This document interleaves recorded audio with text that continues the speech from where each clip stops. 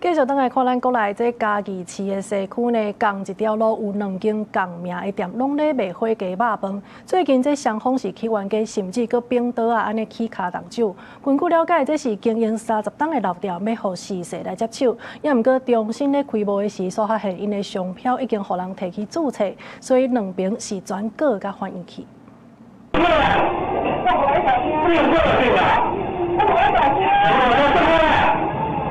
一名查某佇餐廳的工作區動手來殺內底的人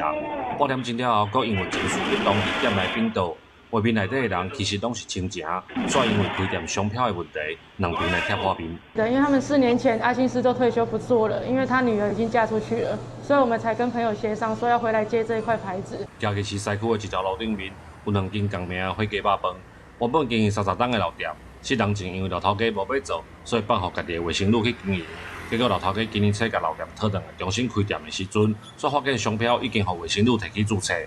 我家己的孫啊，講要轉來做，就做甲無代無志，也無喊我參詳，甲我臨家迄個招牌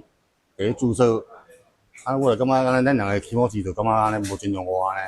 因為接觸的衛生路有重新設計招牌，閣去註冊商標，我毋知影老頭家感覺無受到尊重。即擺衛生路佇同一條路，閣另外開店，為着店名甲商標的爭議，雙方就佇網絡頂面互相攻擊。林家火雞肉飯本身我們就沒有去註冊商標，相對的林這個姓氏是百家姓，也是不專用，所以我們根本申請我們的圖案而已啊。老實說，並沒有想要回我們的商標，只是想讓消費者真的知道說，真正的林家火雞肉飯創始人。原本的親情因為開店的代誌產生糾紛，老頭家閣因為厝內有人破病影響心情，才情緒失控佇店內冰倒。即擺2間店差130公尺，工名口味煞無同，兩邊隨人經營，只有等待司法的判決，互這場糾紛有一個結果。記者林偉霆，嘉義報道。